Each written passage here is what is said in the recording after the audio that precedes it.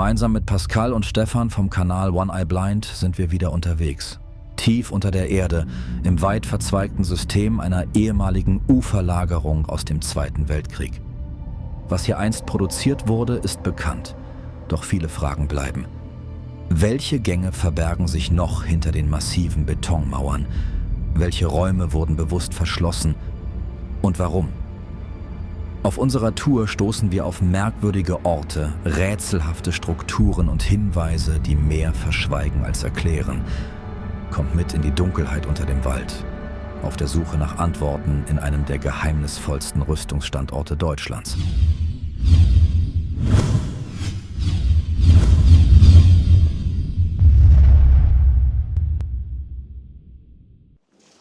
Liebe Scheinwerfer.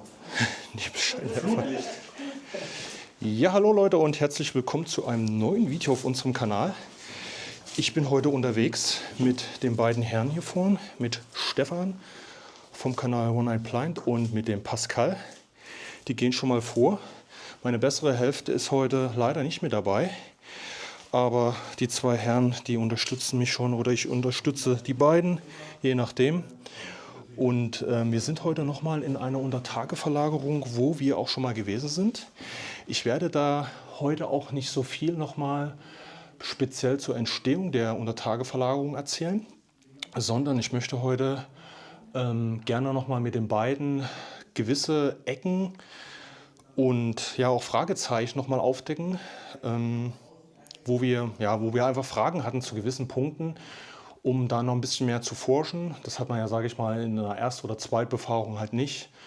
Aber da, wenn man die Anlage halt schon kennt, dann hat man Möglichkeiten, mal genauer in irgendwelche Nischen oder Ecken zu gucken oder vielleicht Strecken, die man übersehen hat. Und das wollen wir uns heute auf jeden Fall angucken und einer großen Frage nachgehen, und zwar, ob sich diese Anlage oder ob es ein Verbund einer Anlage eigentlich ist, ob es nämlich einen Zugang oder einen weiterführenden Gang zu einer zweiten Anlage, wo wir auch schon gewesen sind, gibt. Und das ist halt ziemlich spannend, weil das wird er auch erklären, warum so viel Rüstung hier in diesem Bereich halt auch unter Tage verlagert wurde. Deshalb ist es sehr, sehr spannend für uns. Ja, ich folge den anderen jetzt mal und schalte euch dann immer wieder zu, wenn es dann irgendwas Spannendes gibt, wo wir, wie gesagt, was aufklären können. Hier ist es immer ganz interessant. Hier sehen wir jetzt viele Ziegelsteine. Die hatten wir in dem vorhergehenden Video auch schon gezeigt. Das ist ein Teil davon. Hier sieht man nämlich auch, dass die schon verarbeitet wurden. Also die wurden hier schon gesetzt. Hier sieht man auch noch den Mörtel um die Steine drumherum. Und die hat man hier abgetragen. Und in diesem Bereich wahrscheinlich im Nachgang, nach dem Krieg, deponiert. Und wir kommen jetzt auch gleich nochmal zu der Stelle, da kann ich euch das auch nochmal erklären, für was die eigentlich gewesen sind. So, jetzt zeige ich euch jetzt nochmal eben die Bahn. Das hat man jetzt hier notgedrungen eingesetzt. Die ging noch deutlich länger. Hier hat man im Prinzip das Wasser geführt zu den einzelnen Bereichen, wo halt Wasser benötigt wurde. Ich zeige das jetzt nur noch mal für euch, aber ihr kennt es halt wie gesagt aus dem ersten Video. Ich vermeide dann heute im weiteren Verlauf da noch mal näher drauf einzugehen. Da muss ich mich halt immer noch mal an die Nase packen, sonst ist das halt doppelt.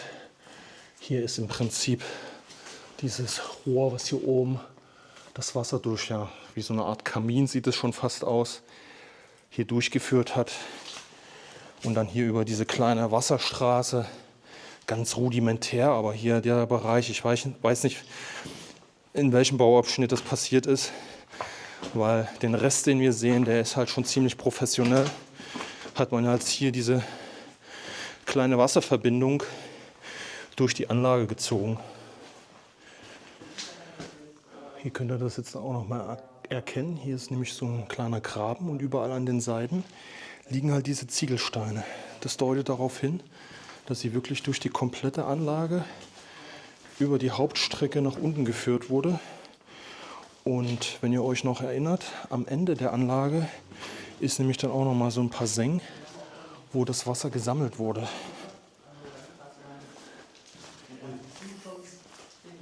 Ja, gerade wo du jetzt die Kisten halt noch mal ansprichst, das sind halt auch so Punkte, die wir heute auch noch mal abchecken wollten, ob nicht doch irgendwo in irgendeiner Nische nämlich was liegt. Das ist Also heute ist wieder. Hast du dein Indiana Jones Set mit? Ich hab's mit, genau. Das dürfen wir jetzt gar nicht mehr vergessen. Das hat ja, muss dabei sein. das hat ja wirklich was gebracht. Ne? Ja. Ich gehe mal einfach vorne hin, das ist nämlich neu. Aber was hier nämlich auch spannend ist, Stefan, sind hier, wo auf einmal diese Steine herkommen. Siehst du das? Die roten jetzt, Ja. ne? Die kommen ja nicht aus der Anlage. Nee. Die haben sie extra hier reingeholt. Ja, die müssen von außen sein. Die ersten waren noch gar nicht in Produktion. Richtig. Ne? Also die waren kurz davor. Hätte es jetzt noch 2, 3, 4 Monate länger gedauert, dann wäre Ja. es wahrscheinlich alles voll angelaufen gewesen, der Großteil. Aber Richtig. hier in der Anlage zum Beispiel wurde nicht produziert. Da hinten ist doch auch. Also hier hinter muss auch noch was sein. Ja, Ja, das da ist- Weil dahinter ist nämlich auch noch mal eine Zementmauer. Ich da weiß ist nicht, eine warum Wand, ne? Ja, sieht man auch jetzt. ich weiß nicht, warum sie da damals noch eine Zementmauer zwischengeschoben haben. Siehst du das? Das ist noch eine Mauer, ja. Aber das wäre jetzt mal so eine Sache, Pascal, wenn wir jetzt gerade hier stehen, ob wir das hier noch mal eben kurz prüfen. Soll ich mal kurz hier hochklettern? Das wird geprüft. Weil sonst müssen wir dann sowieso wieder auf die Seite, dann auf der anderen Seite zurück, Ja, müssen wir ja so. dass ich mal alle Nischen so ein bisschen mitnehme. Achte darauf, dass die Lampe nicht unterbrennt. Ich weiß nicht, wie viel es dahinter abgeht. Also, hier hast du, also diese Wand ist hier locker über 50 cm stark. Hier.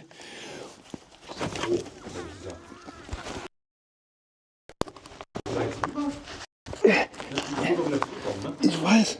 Ich muss noch mal eben kurz gucken, was hier unten ist. Erzähl nicht, dass da irgendwelche Relikte rumliegen. Hier ist aber ein Bereich, Pascal, Ja. der ist mit Bruchstein nachträglich zugemacht. Ist kein Verbruch.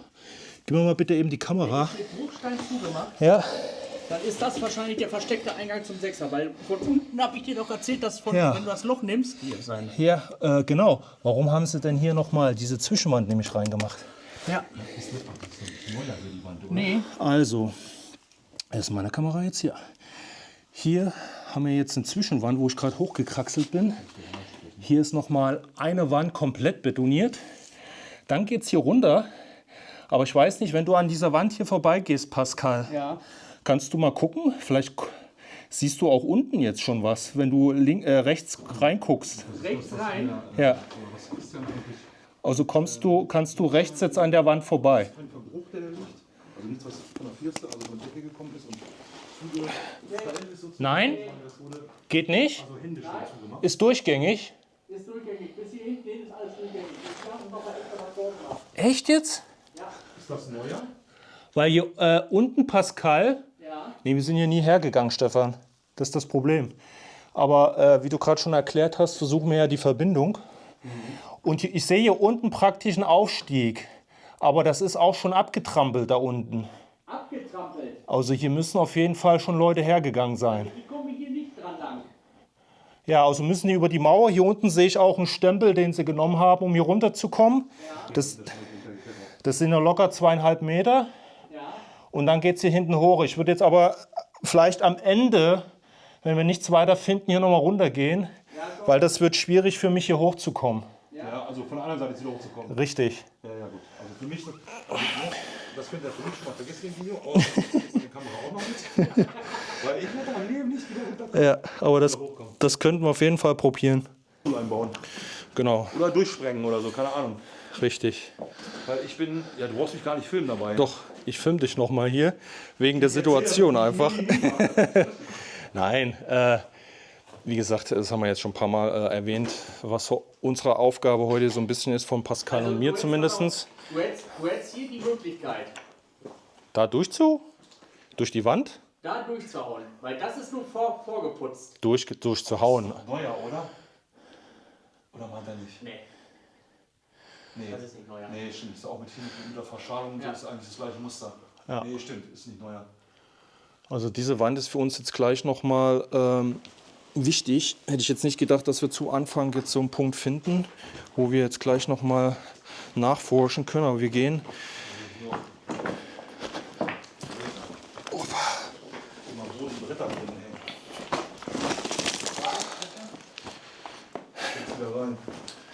Ja, das ist ja nur Rest von der Verschalung. Ja. Ja, nee, wir begleiten jetzt Stefan auf jeden Fall erstmal mit zu den ganzen Hauptattraktionen, auf gut Deutsch. Und dann werden wir uns mal diese spezielleren Sachen noch mal anschauen. Es geht dahinter weiter. Echt? Ja, also normalerweise ist es ein bisschen komisch, weil du vorne hast das Speicherbecken.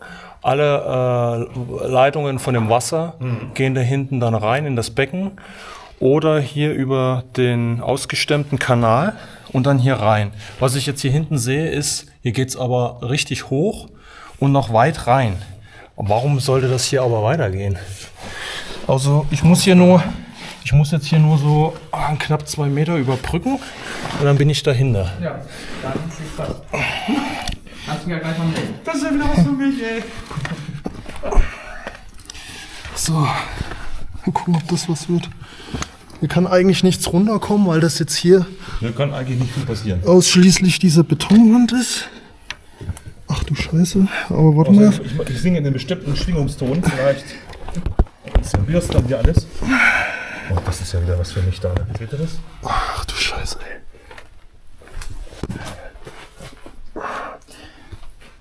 Und der erste, der durch ist. Das ist schon wirklich ausgewaschen, ja. Soll ich mal deine Kamera mitnehmen? Willst du? Erreiche ich die noch? Ja, warte, pass auf, warte, ich mach mal kurz das Mikro aus. Weil dann Ja. ist ja egal. Weil es ist ja ein Wunder, dass auch so eine Kamera so ein eigenes Mikro hat. Das soll es geben, ey. Warte mal. Ja, ich bin ja nah am Mikro dran und dann würde man das auch hören, ja. Ne? So, eigentlich müsste das Mikro jetzt von der Kamera funktionieren.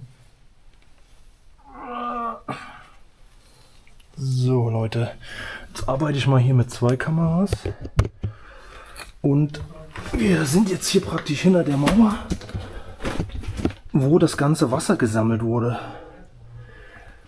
Das ist ein bisschen komisch, warte mal. Da könnt ihr das sehen. Hier geht es nochmal rum. Und jetzt könnten wir hier runter gehen. Die Frage ist, ob die diesen Bereich jetzt nur ja, für das Wasser halt, damit das hier abläuft. Aber auch hier, wenn man mal diese Wände betrachtet, die sind ziemlich geschliffen irgendwie. Und dann hat man das hier zugeschüttet. Also ist auch das wieder ein Bereich. Da hinten geht es noch hoch. Ach, der grüne Neune. Das ist auch noch ein Bereich, wo es weitergeht. Ja, aber wir haben jetzt noch so viele Ecken. Wir werden erstmal die anderen Sachen noch uns anschauen. Aber auch hier geht es weiter. Also die Anlage ist noch nicht da zu Ende, wo wir vermuten, dass sie zu Ende ist.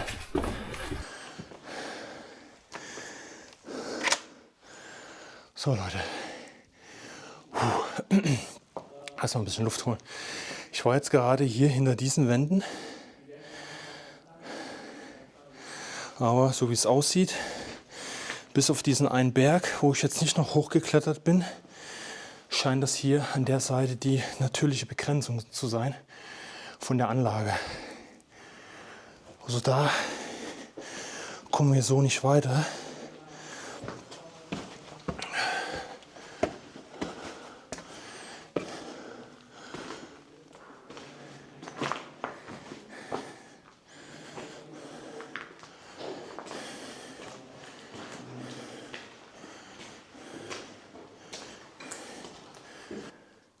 So, Pascal hier oben ist an dem Portal, da gucken wir gleich nochmal. Was hier ganz interessant ist nochmal, es ist eine Kleinigkeit, aber guckt euch das mal an. Das ist hier noch so ein Originalkabel.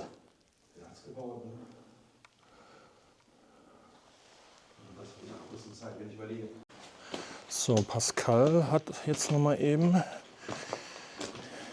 Ah ja, genau. Jetzt hat das unlöse Loch noch, wo du dich abseilen kannst. Ach, da kommen wir aber unten zum Portal, ne? Nein, das kann ich mir nicht vorstellen. Nee, meinst du? Überleg doch mal. Wir sind so gegangen, sind jetzt Ach so. hinten rum. Das kann nicht unten am Portal sein. Ja, wir sind jetzt ganz links. Und das Genau. Portal ist doch mehr mittig. Mehr mittig, genau. Ja. Ja, stimmt. Das kann nicht am Portal sein. Hast du jetzt so ein kleines Seil oder so zufällig mit? Das habe ich jetzt gerade nicht mit. Das hätten wir jetzt an die Action-Cam aus. Das haben wir nie von unten gesehen. Nee. Das ist ja jetzt eigentlich auch wie eine zweite Sohle. Na klar ist das eine zweite Sohle. Deswegen haben sie da, ist ja der Anschlaghaken. Der existiert ja. Ah ja. Das ist ja das, was mich immer so gewundert hat, weil Ja. das ist ja das, was mich immer so gewundert hat, weil Christoph sprach immer, du kommst von den Rohren dahin. Ich habe aber bei den Rohren nie was gesehen. Du läufst ja nicht so rum. Nee. Guck mal, so tief, wir sind ja nicht so weit hochgelatscht. Guck mal, wie tief das ist. So weit sind wir doch gar nicht hochgelatscht. Ich weiß es jetzt auch nicht, ehrlich gesagt. Aber es macht sonst keinen Sinn, warum die Leute hier einen Anschlagpunkt setzen. Genau, das ist es ja. Wenn ich doch von unten über die Dings komme, dann brauche ich doch hier den Anschlagpunkt nicht. Ja, da hat Pascal schon recht. Also wir gehen ja praktisch runter schon, wenn wir in die Anlage reingehen, aber es ist nicht so extrem und es macht auch irgendwie keinen Sinn. Nein. Weil es sind ja nicht mehrere Sohlen. Nein, das ist ja das. Das ist kein Höhenmeter, den wir hier hochgehen. Lass das 4-5 Meter hoch sein und dann gehen wir ja wieder tiefer. Ja, weil der Berg ist ja hier unterbrochen. Also es ist eine andere Sohle hier unten. Ja. Und wir gehen aber keine andere Sohle hier normal. Nee. So, das. Auch hier das? Hier hinter ist die Dings. Das kann sein. Ja. Dass hier hinter der Dings ist. Ja. Die Rohre hinter denen hier. Ja. Ah, das ist ja natürlich blöd. Das wusste ich gar nicht mehr. Weil jetzt hätten wir das wenigstens mal die Actionkamera vielleicht mit einem Seil nochmal. Ah, das ärgert mich jetzt wirklich. Ja. Ich konnte mich nicht mehr daran erinnern, Pascal. Ja, das ist das, was Christoph ja immer gesagt hat. Christoph sagt immer, die siehst du von unten. Das kann nicht sein. Nee, es funktioniert nicht. Das funktioniert nicht. Du gehst nicht diese Höhenmeter. Das sind ja, lass das mal 7, 6 Meter sein oder 8 Meter. Das ist eine ganz andere Sohle. Ja, Leute, also das müssen wir nochmal verifizieren. Ich konnte mich jetzt ehrlich von der letzten Befahrung auch nicht mehr daran erinnern. Aber da gebe ich Pascal auch recht. Wir haben hier eigentlich keine zweite Sohle, wo wir wirklich das unterbrechen. Alter. Aber es ist auf jeden Fall eine andere Ebene hier unten. Also, man kommt hier weiter, Leute. In dieser Wand kommt man weiter.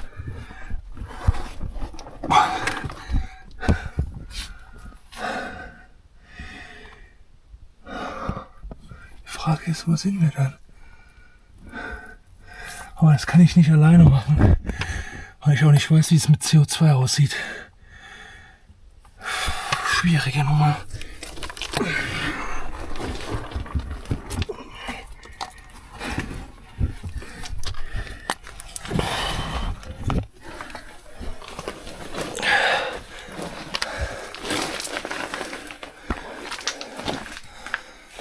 Ja, also es wird ja weitergehen. So Leute, wir befinden uns in den letzten Zügen. Wir haben jetzt auch einige Sachen, habt ihr ja gesehen, jetzt nochmal überprüft. Das ist natürlich nicht viel, das ist klar, aber wir wollten euch da auch nochmal die Arbeit zeigen, die wir immer noch machen an den Anlagen. Also wir befahren die nicht einmal und dann ist Schluss, sondern da ist teilweise noch mehr im Hintergrund. Wir forschen immer oder sobald wir neue Informationen über irgendwas bekommen, gehen wir der Sache einfach nochmal nach. Das haben wir heute auch. Klar kommt dann jetzt nicht mega spektakulär irgendwas dabei rum. Wir finden jetzt nicht den Nazi-Schatz oder sonstiges, wo vielleicht viele eine Erwartungshaltung haben. Aber nochmal wichtige kleine Indizien, die uns einfach in dem Ganzen hier weiterbringen. Und ja, gut, aber das soll es heute erstmal für uns gewesen sein. Ich mache jetzt hier schon mal aus. Wir werden jetzt aber noch ein bisschen hier gucken. Falls noch mal was Krasses kommen sollte, werde ich das noch mal mit aufnehmen. Aber da gehen wir jetzt nicht von aus. Stefan schwört jetzt irgendwo da hinten rum. Pascal ist noch bei mir. Hat wieder richtig viel Spaß gemacht, zusammen unterwegs zu sein. Und ja, schaltet auf jeden Fall das nächste Video ein, was hier gezeigt wird. Lasst uns auf jeden Fall auch ein Like und ein Abo da. Ist vollkommen kostenlos. Und dann würde ich sagen, wir sehen uns im nächsten Video. Macht's gut. Ciao. So, es geht jetzt hier noch ein bisschen außerhalb der ganzen Geschichte weiter. Pascal hatte hier noch einen Erprobungsstollen gefunden, der mit zu dem System gehört.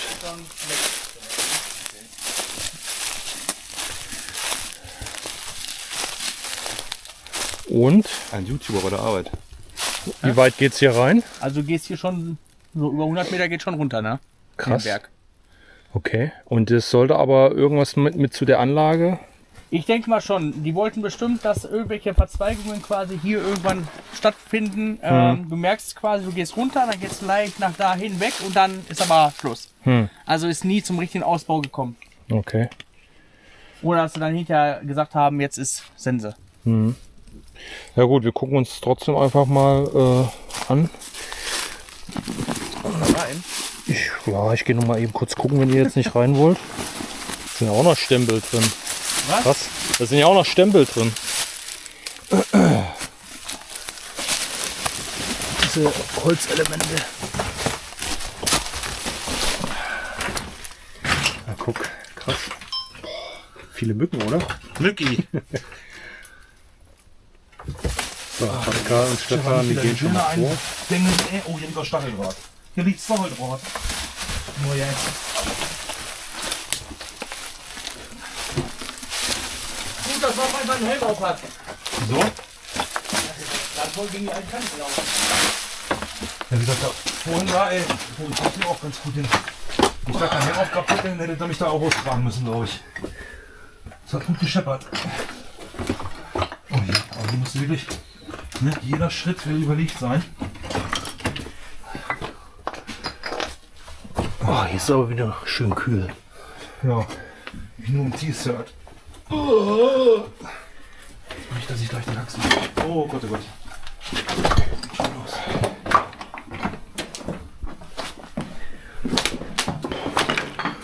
Junge.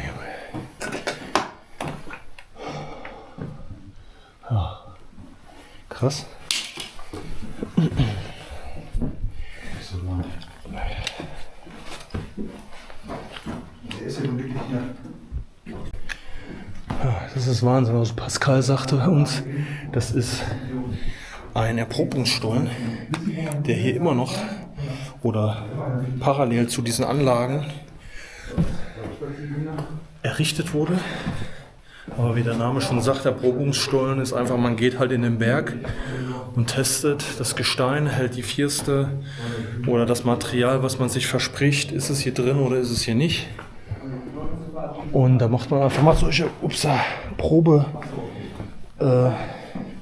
Stollen, um es einfach mal zu erkunden.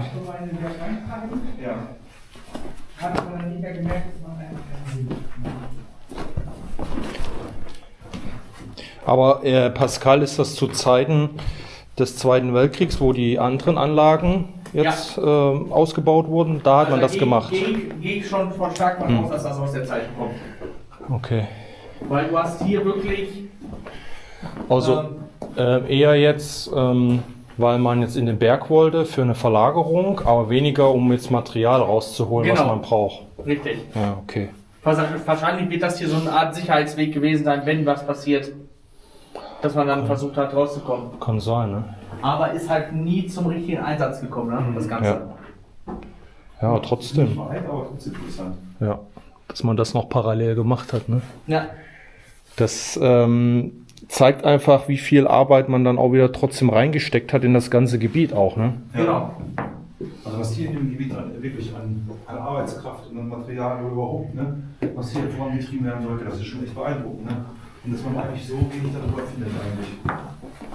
Ne? Also wenn man weiß, wonach man suchen will, ist es aber wirklich echt wirklich, ne? Was du so jetzt, Genau. was du jetzt in den ersten Clips erstmal findest an anderen Anlagen, ist es ja wesentlich umfangreicher, aber hier ist es wirklich dürftig, ne? So von der Quellenlage her. Genau. Es gibt, du hast nichts Großartiges, was das belegt, das Ganze. Ne? Ja. Das Problem ist halt, dass alte Kartenmaterialien, da kann man drauf gucken. Da gibt es bestimmte Kartenmaterialien, da siehst du dann eben, wo Steinbruch oder altes Bergbau betrieben worden ist. So, und wenn du dann natürlich dann noch ein Zwangsarbeiterlager in der Ecke hast, dann kannst du ja 1 und 1 zusammenzählen. Ja.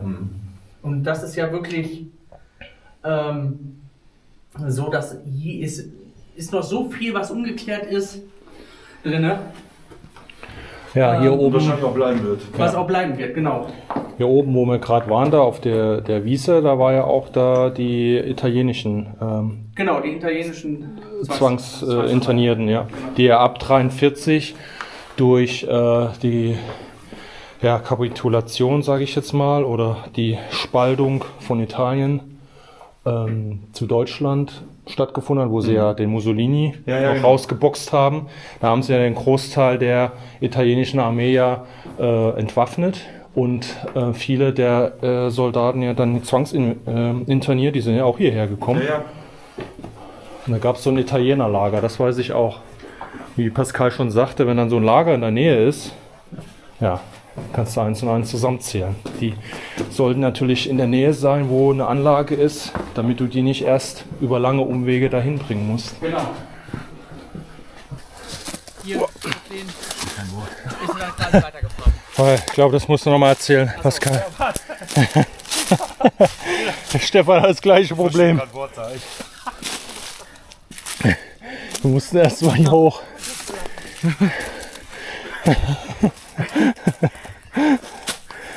Der alte Mann und der Berg. Ich musste gerade so lachen. Ich habe es aber auch gerade nicht verstanden. Aber man sieht's, ne? Genau. Wir befinden uns hier quasi auf dieser Schmalspurbahn, die jetzt hier, ich bin den ganzen Weg mal da abgegangen. Ach, Es bleibt wirklich die ganze Zeit diese Breite. Die muss hier irgendwo reingeführt haben Ja, sieht man wirklich. und ist dann quasi hier lang gegangen, einmal um den Berg rum, unten zu der anderen Grube, zu der Verladestelle. Sieht man auch hier, ne? Krass. Wahnsinn. Aber jetzt guck dir mal diesen Weg an, ne? Aber kann auch hier gewesen sein, ne? In dem Bereich, oder? Genau. Genau.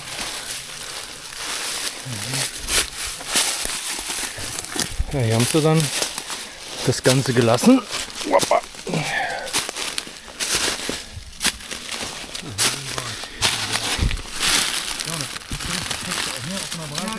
Ja, Genau, und das wirst du auch sehen, wenn du immer weiter kommst, dann wird es immer lichter ein bisschen und dann ziehst du quasi einmal um den kompletten Berg herum. ja.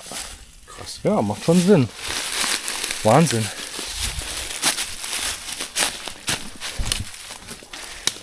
So, Pascal ist jetzt eben von dem beziehungsweise wir sind von dem Erprobungsstollen jetzt zurückgekommen und Pascal hat uns jetzt hier noch weiter oben auf einen Bereich aufmerksam gemacht, da oben, wo die 2 Jungs sind.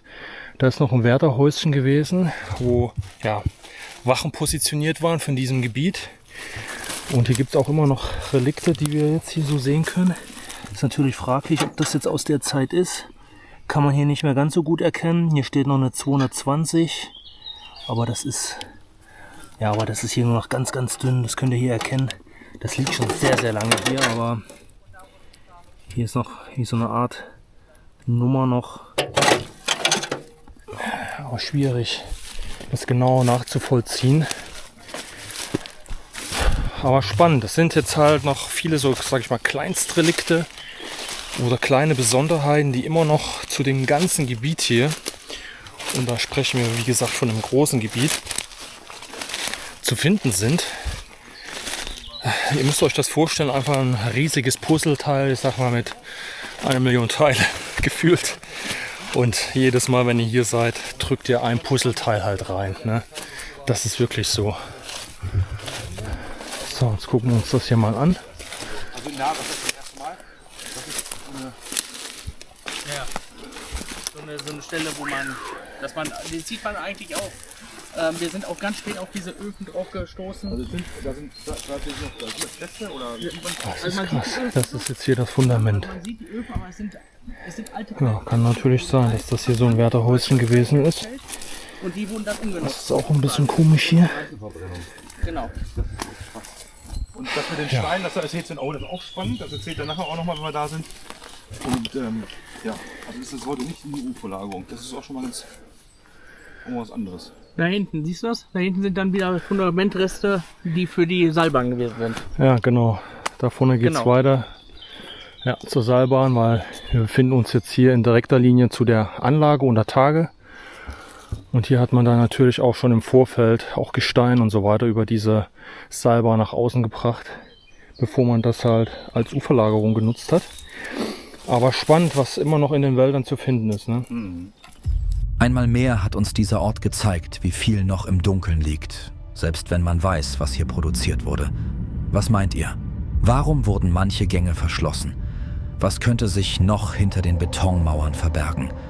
Und wie viel wurde hier vielleicht bewusst vertuscht oder vergessen? Schreibt uns eure Gedanken und Theorien in die Kommentare. Wir sind gespannt, wie ihr die Spuren deutet. Und wer weiß, vielleicht kehren wir noch einmal zurück.